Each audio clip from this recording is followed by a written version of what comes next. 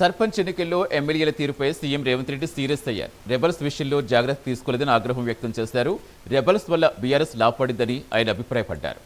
సమన్వయ లోపం వల్లే గెలవాల్సిన స్థానాల్లో ఓడిపోయామని ఎమ్మెల్యేలకు ఫోన్లో క్లాస్ పీకారు. అలాగే నేను deputy CM Bhatti Vikramarka, PCC chief Mahesh Kumar Goud, AICC Telangana incharge Meenakshi Natarajan ఆధ్వర్యంలో జరిగిన భేటీ సమయంలో మరికొంతమంది ఎమ్మెల్యేలపై సీఎం మండిపడ్డారు.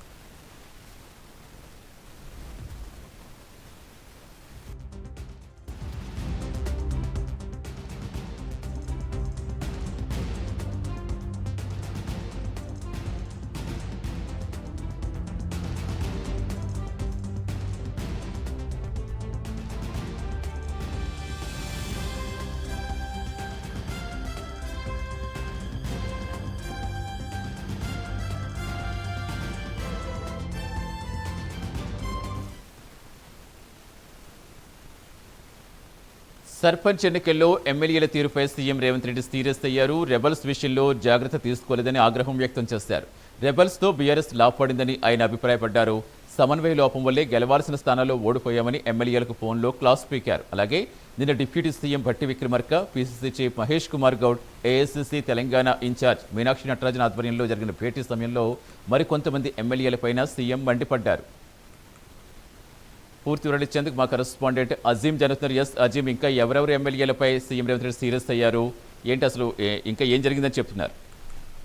ఇటీవల జరిగినటువంటి సర్పంచ్ ఎన్నికల్లో కాంగ్రెస్ కి మంచి ఫలితాలు వచ్చినప్పటికీ, అంటే సుమారు 12,000 పైచీలకు సర్పంచ్ పోస్టులలో సుమారు కాంగ్రెస్ పార్టీకి 7,000 పైచీలకు వచ్చాయి. అయితే మనం చూసుకున్నట్టయితే ఇక్కడ రెబల్స్ ఎవరైతే ఉన్నారో సుమారు 800 నుంచి 900 మంది రెబల్స్, అంటే కాంగ్రెస్ రెబల్స్ గెలిచారు ఇండిపెండెంట్ గా. అంటే వాళ్ళు అంతా కూడా కాంగ్రెస్ పార్టీ నుంచి టికెట్ ఆశించిన వారే. సో కాంగ్రెస్ పార్టీ నుంచి టికెట్ ఆశించి టికెట్ పెట్టకపోవడంతో ఏదైతే ఇండిపెండెంట్ గా రెబల్ కాంగ్రెస్ గా బరిలో దిగినట్టు. సో వీళ్ళందరూ కూడా పార్టీలో అంటే వీళ్ళ హిస్టరీ అంతా కూడా రేవంత్ రెడ్డి, పిసిసి అధ్యక్షుడు మీనాక్షి నటరాజన్ అంతా కూడా స్టడీ చేసినప్పుడు అక్కడ ఉన్నటువంటి లోకల్ ఎమ్మెల్యేలు ఎవరైతే ఉన్నారో ఆ లోకల్ ఎమ్మెల్యేలు పలు చోట్ల అలాంటి అభ్యర్థులకు టికెట్ ఇవ్వకుండా వాటి వర్గానికి సంబంధించిన టికెట్ ఇవ్వడం వల్లే అక్కడ ఓడిపోవాల్సి వచ్చింది. సో లేదంటే కాంగ్రెస్ పార్టీకి సుమారు కాంగ్రెస్ పార్టీ అంటే బలపరిచిన అభ్యర్థులుగా ఉన్నటువంటి వారి సంఖ్య, గెలిచే సంఖ్య సుమారు 9,000 వరకు ఉండేది. సో వాటి నిర్లక్ష్యం వల్లే ఇది జరిగిందని చెప్పి కూడా వారు ఉన్నారు. ఏదైతే మీనాక్షి నటరాజన్ నిన్నటి వరకు కూడా హైదరాబాద్ లో ఉండే, సో హైదరాబాద్ లో ఉన్న మీనాక్షి నటరాజన్ నిన్న సీఎం రేవంత్ రెడ్డిని, డిప్యూటీ సీఎం అలాగే సలహాదారు వేం నరేందర్ రెడ్డి,